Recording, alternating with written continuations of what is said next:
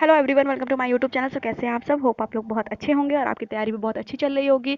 और ऐसे बहुत से लोग हैं जो नोटिफिकेशन का इंतज़ार कर रहे हैं। और मैं यहाँ पे आपको वर्ग 2 मेंस साइंस के सिलेबस का डिस्कशन करूँगी कि आपको साइंस में जब तक नोटिफिकेशन नहीं आया है तब तक आप क्या-क्या पढ़ सकते हैं, किन टॉपिकों को आप मजबूत कर सकते हैं, जिससे कि जैसे ही नोटिफिकेशन आए तो आपके पास बस कुछ ही टॉपिक बचे हों जो आप प्रिपेयर करें। क्योंकि नोटिफिकेशन आने के बाद हमको मुश्किल से 1 या डेढ़ महीने का समय मिलेगा और उसके बाद पेपर हो जाएगा। और जैसे ही पेपर करीब आने लगता है, ऐसा लगता है कि कुछ भी कंप्लीट नहीं हुआ है और ऐसा लग रहा है कि पेपर की डेट थोड़ी आगे हो जाए। ऐसे बहुत सारे लोग होते हैं जो कहने लगते हैं कि जैसे जैसे पेपर आप पास आने लगता है कहते हैं नहीं, पेपर की डेट आगे हो जानी चाहिए, लगता है एडमिट कार्ड अभी नहीं आया है तो पक्का पेपर की डेट होगी। इस चीज़ पे बहुत लोग फिर प्रोटेस्ट करने लग जाते हैं।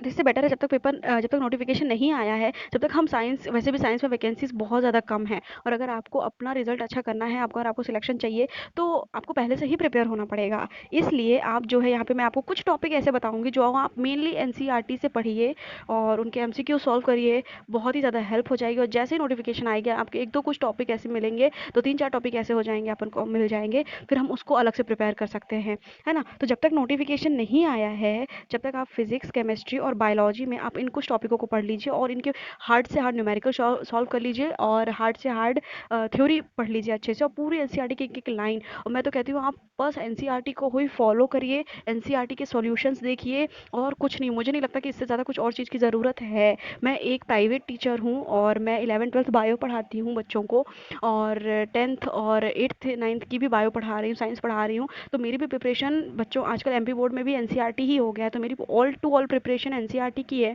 और बहुत से ऐसे जो मैंने वर्ग 2 में जब मैंने प्री प्रिपेयर किया था तो मुझे बिल्कुल भी नहीं लगा था एनसीईआरटी कितनी स्ट्रांग हो सकती है कि टॉपिक टू टॉपिक सीधा सीधा उठ के आ सकता है।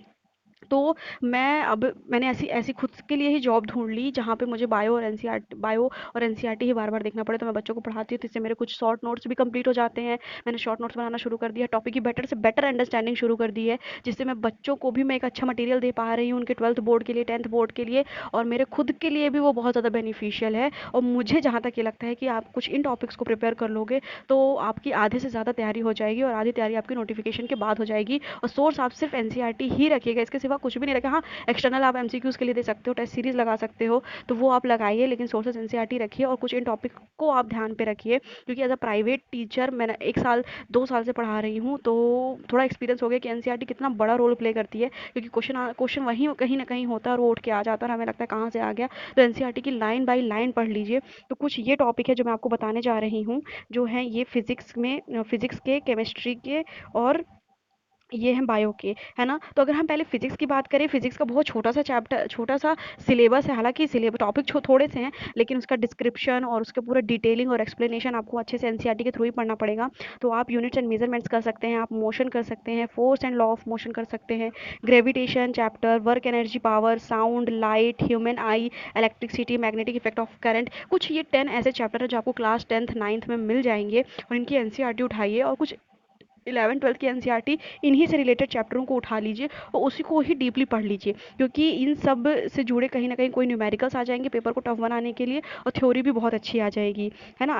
अच्छी थ्योरी, अच्छे थ्योरी वाले क्वेश्चन बन सकते हैं। तो फिजिक्स को आप ये वाले कुछ टॉपिक पढ़ लीजिए, इससे आपको बहुत ही ज़्यादा हेल्प मिलेगी। और जैसे नोटिफिकेशन आएगा, या तो इसमें कुछ मुझे तो लगता नहीं है कि कुछ रिड्यूस होगा, लेकिन हो सकता है इसमें कुछ ऐड हो जाए, तो अच्छी बात है। हमारे ये कुछ 10 टॉपिक कंप्लीट होंगे तो इससे हम अच्छे से पेपर कर सकते हैं, ठीक है। और अगर मैं बात करूँ केमिस्ट्री की, तो हो गया इसमें matter, metal and non metal, atom, molecule, structure of atom, chemical equation, reaction, acid base, carbon and compound, periodic table and chemistry in daily life. तो आप केमिस्ट्री में भी ये सारे टॉपिक कर लीजिए बढ़िया से। 8 और 9th 10th की केमिस्ट्री पे ये सारे टॉपिक एनसीईआरटी पे मिल जाएंगे। बहुत सुंदर, बहुत प्यारा सा, बहुत छोटा चैप्टर है। जैसे कि मैं पढ़ा ही रही हूँ तो मुझे अच्छे से पता है कि इसमें कितना टाइम लगता है। बस ये कि थोड़ा डीपली आपको एनालाइज करना पड़ेगा अपने वर्ग 2 के मेंस के लेवल पे, और इसमें से जुड़िए आप सारी एमसीक्यूज सॉल्व करिए तो आपको अच्छे से आने लग जाएगा। उसके बाद रहा हमारा मेन बायोलॉजी, फिजिक्स पे तो मुझे लगता है कि ये सारे बहुत ही इंपॉर्टेंट चैप्टर हैं, है ना। इसके सिवा अगर कुछ भी ऐड होगा तो वो देखा ही जाएगा। बाकी रही केमिस्ट्री की बात, तो केमिस्ट्री में भी आप जो है ज़्यादा परेशान होने की इतनी ज़्यादा ज़रूरत नहीं, बट हाँ,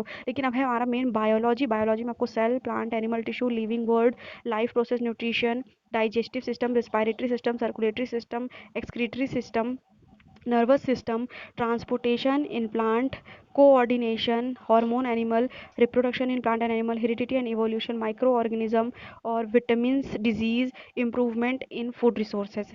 ये सारे चैप्टर अगर आप, मैंने देखा है 11th की जो आप हम लोग के एमपी बोर्ड में शिवलाल चलती है, उसमें ये सारे चैप्टर इतने प्यारे तरीके से डिफाइन है, इतना डीपली पढ़ाया हुआ है। हालांकि आप एनसीईआरटी में देखोगे तो आपको बहुत अच्छे से आ जाएगा, लेकिन मैं इसमें शिवलाल पढ़ रही हूँ और बच्चों को भी पढ़ाना शुरू अभी नहीं किया है। हालांकि अभी मैं उनको क्लासिफिकेशन ही पढ़ा रही हूँ, और तो उसमें से मुझे बहुत सारी नॉलेज हो गई, उसके शॉर्ट नोट्स भी बना लिए हैं।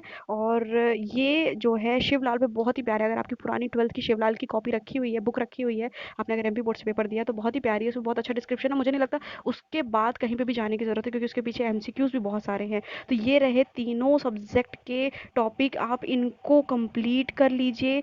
इसके सिवा इसमें कुछ भी ऐड होगा या घटेगा उसमें आप प्लस पे ही रहोगे, सिर्फ आपको उतना ही करना पड़ेगा।